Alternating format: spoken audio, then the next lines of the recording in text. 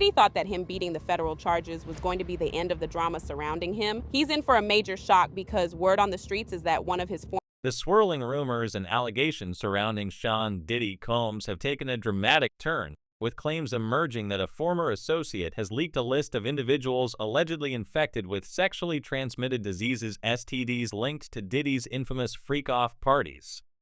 These allegations, coupled with a high-profile lawsuit from a male escort named Clayton Howard, have reignited public fascination with Diddy's personal and legal troubles. The narrative, fueled by a mix of legal documents, social media rants, and resurfaced interviews, paints a complex and controversial picture of the music mogul's life, one that intertwines wealth, power, and accusations of manipulation and coercion.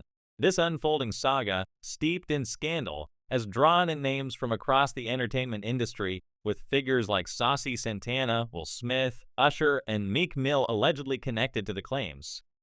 The question on everyone's mind is how Diddy, a towering figure in hip-hop and business, could have allegedly operated in this manner for so long without facing consequences, and why these stories are surfacing now. The allegations first gained significant traction following Diddy's federal trial, where he faced charges of racketeering, sex trafficking, and transportation for prostitution. Although he was acquitted of the most severe charges, including racketeering conspiracy and sex trafficking, he was convicted on 2 counts of transportation for prostitution, with sentencing scheduled for October 2025. The trial brought to light a series of disturbing claims about Diddy's so-called freak-off parties, described by prosecutors as drug-fueled, days-long events involving coerced sexual acts, often recorded.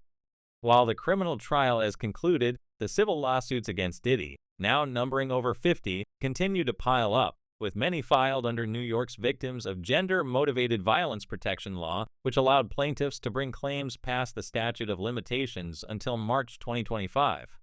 These lawsuits, alongside the recent STD allegations, have kept Diddy in the spotlight, with the public dissecting every new development. One of the most explosive claims comes from Clayton Howard, a male escort who filed a civil lawsuit against Diddy and his former girlfriend, Cassandra "Cassie" Ventura.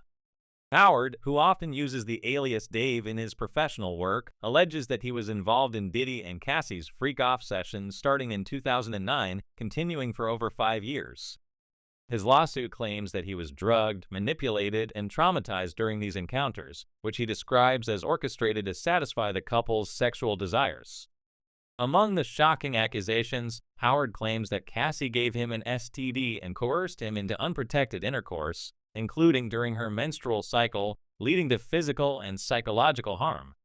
He further alleges that he was forced to engage in prolonged sexual acts that caused physical injury, including tearing and scabbing of his genitals. Although Howard did not testify in Diddy's criminal trial, his name surfaced in text messages reviewed by prosecutors, where he communicated with Cassie about meeting arrangements, lending some corroboration to his involvement with the couple. Howard's lawsuit has sparked broader speculation about a supposed STD list linked to Diddy's activities. According to unverified rumors, Howard leaked additional information about other individuals who allegedly contracted STDs through their interactions with Diddy. These claims, while lacking concrete evidence in the public domain, have fueled online chatter and drawn attention to several high-profile names. One such name is Saucy Santana, a rapper whose ex-partner, known as Chef D, previously made public accusations about Santana's health. In a social media outburst, Chef D hinted at having proof of Santana's STI status, making specific references to test results and past encounters. The timing of these claims, coupled with Howard's allegations, has led some to speculate that Santana's involvement with Diddy may have extended beyond casual association.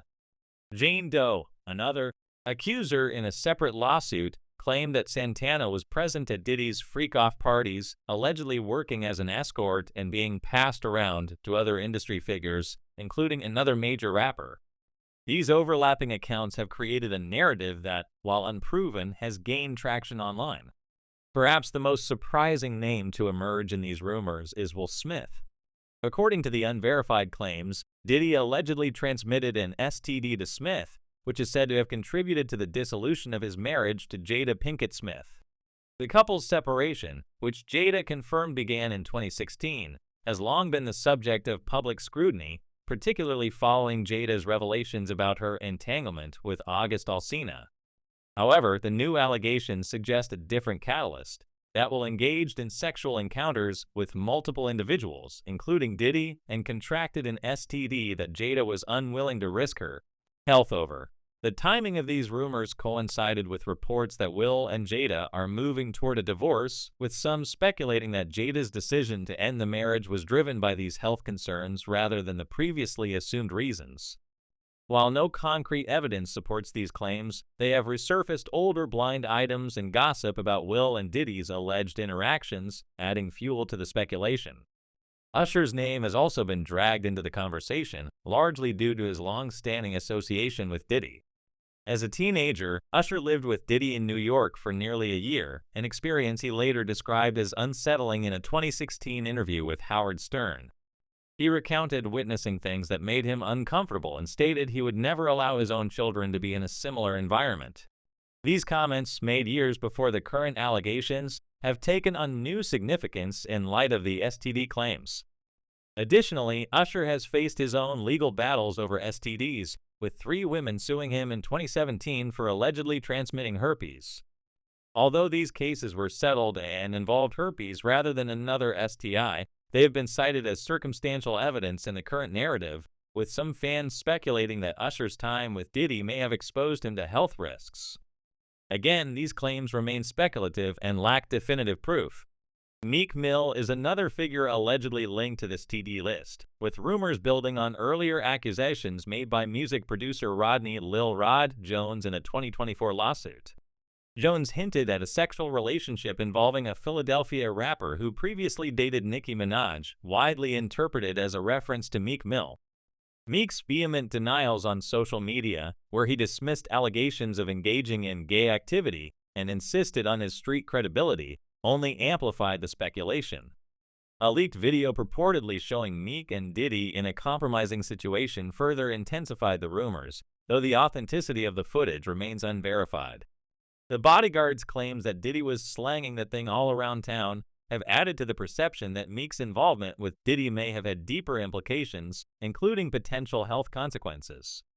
The question of how Diddy allegedly evaded accountability for so long is central to this narrative.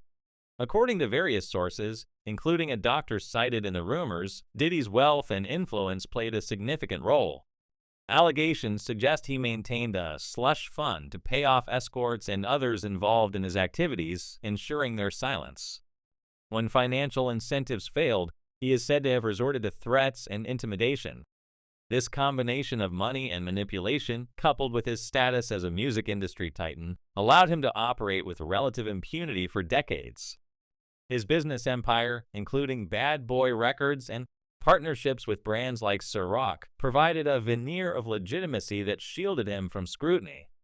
However, the tide began to turn with Cassie's 2023 lawsuit, which accused Diddy of rape, abuse, and sex trafficking over a decade-long relationship.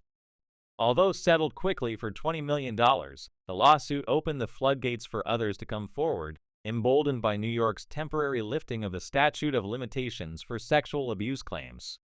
The timing of these revelations is notable. Cassie's lawsuit, followed by the federal raids on Diddy's Los Angeles and Miami homes in March 2024, brought unprecedented attention to his alleged misconduct.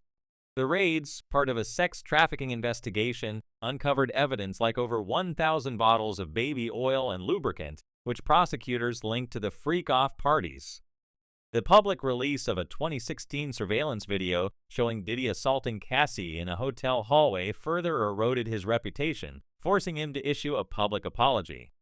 As more accusers stepped forward, including those alleging abuse as minors, the narrative expanded beyond Diddy's personal actions to implicate a broader network of enablers in the entertainment industry. Attorney Tony Busby, representing 120 accusers, has promised to name many powerful people involved in Diddy's alleged offenses, hinting at a larger scandal that could shake Hollywood. The STD allegations, while unverified, have added a new layer of intrigue, particularly because they involve high-profile figures. Social media platforms like X have amplified these rumors, with posts speculating about the identities of those on the alleged list and the implications for their careers and personal lives. However, these claims must be approached with caution as they rely heavily on hearsay and lack corroborating evidence in the public domain.